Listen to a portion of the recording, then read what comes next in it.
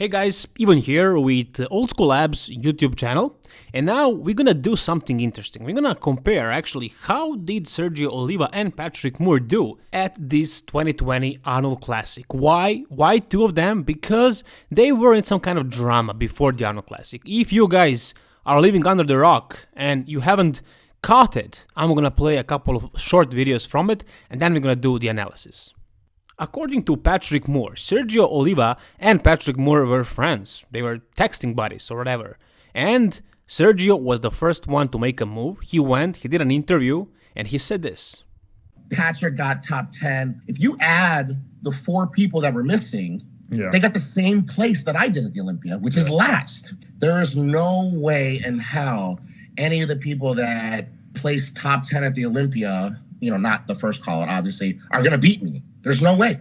To being beat by someone who got 9th or 10th is just bullshit. It's not going to happen. After this happening, Patrick Moore made a response video on his IG. So he said this.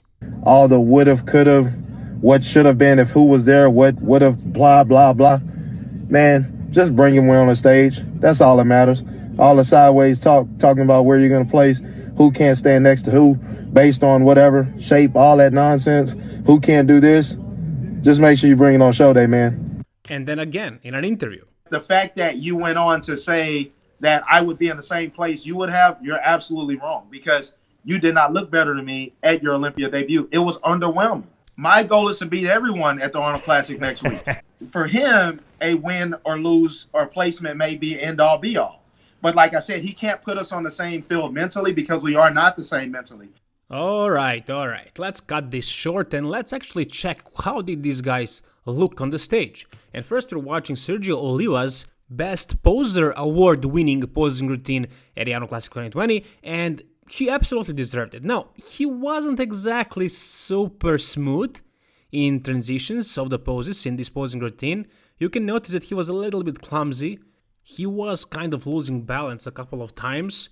But he really put in a lot of work, you can see it right here, into creating this posing routine. I don't know whose is it his original posing routine, but it looks damn good. And look at his conditioning. Look at the conditioning on this guy. So he definitely brought an amazing level of conditioning. Look at the glutes, the lower back, the entire back. He really came in conditioned. And he made a lot of muscle in less than 2 years, right? 2018, Mr. Olympia was a much smaller version of him, but look at him now. This is Mr. Olympia winning potential, to be honest.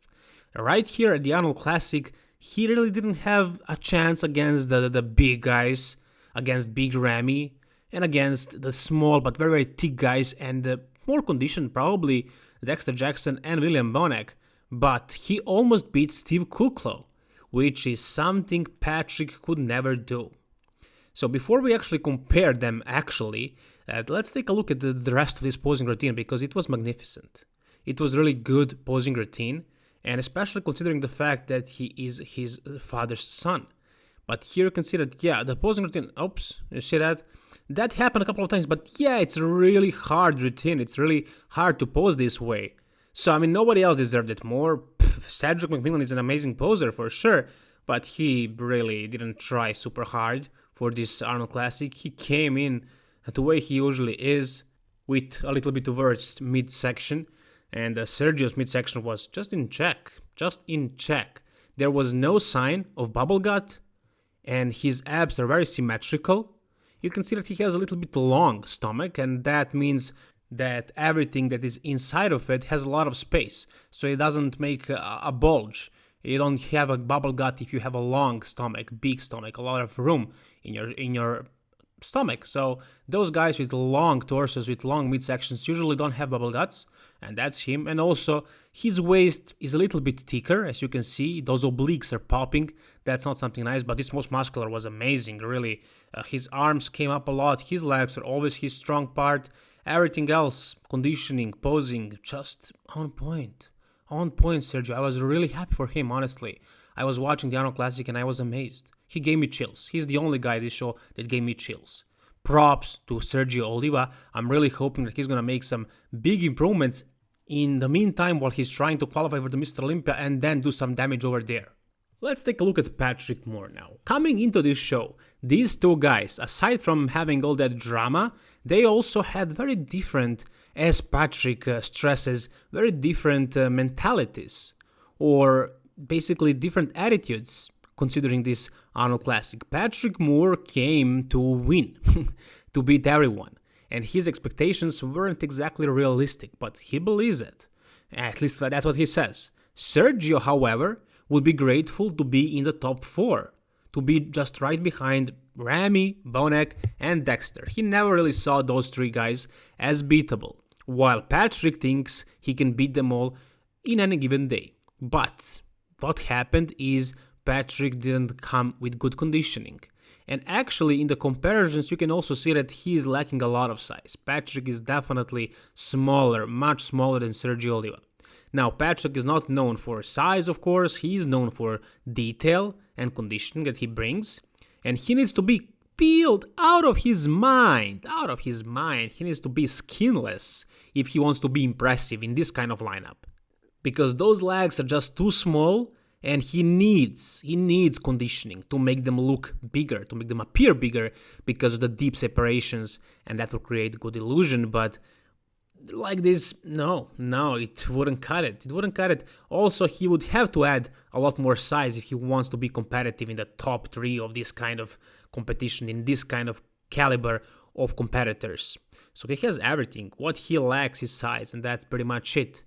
But when he comes conditioned, he can still beat guys who are bigger than him, but not as conditioned. At this show, Sergio Oliva blew him out of the water. He definitely destroyed him, annihilated him. But that's basically because Patrick was off with conditioning. Was he bigger though? Did he actually make some gains? I think he has. I think he was a little bit bigger. He wasn't badly conditioned. He has pretty good conditioning here, but at the Mr. Olympia, he was shredded to the bone. But take a look at this. I'm pretty sure that most of you haven't even noticed that he was actually improved with the size. You can see it especially in his arms. Mainly in his arms. His arms grew just too much.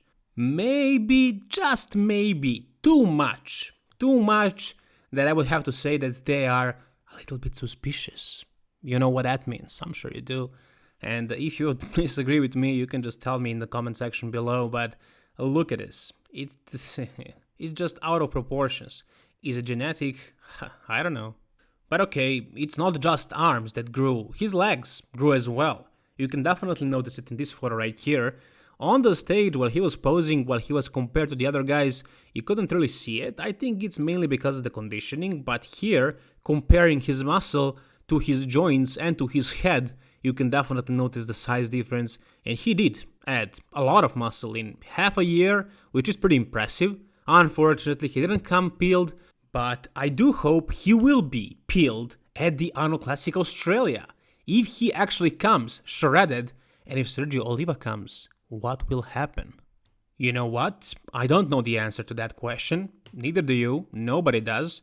We're gonna find out, hopefully soon. But I'm gonna leave you with the question. What do you think? Both of these guys at their best. Who wins? Who wins? Can Patrick Moore actually beat Sergio if they both come at their 100%? Will Patrick be at his 100 at the Arnold Classic Australia? Will he do Arnold Classic Australia? If he does, and if Sergio does, can Sergio repeat his Arnold Classic Ohio shape? Well, that's definitely a question. I hope we're gonna see that. I'm not sure at this point who is doing what, who's gonna show up where. These plans change all the time with these guys. But as for now, who had the last laugh?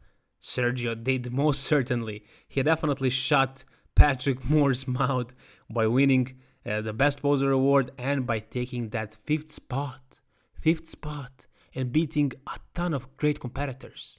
So guys, that's gonna do it for this video. Tell me what I asked you before. Answer those questions for me. Which one of these guys is actually a better bodybuilder? I'm gonna read all of your comments and let's have some discussion down below in the comment section.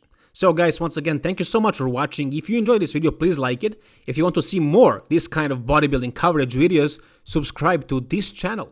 All the best guys, and don't forget to keep it old school.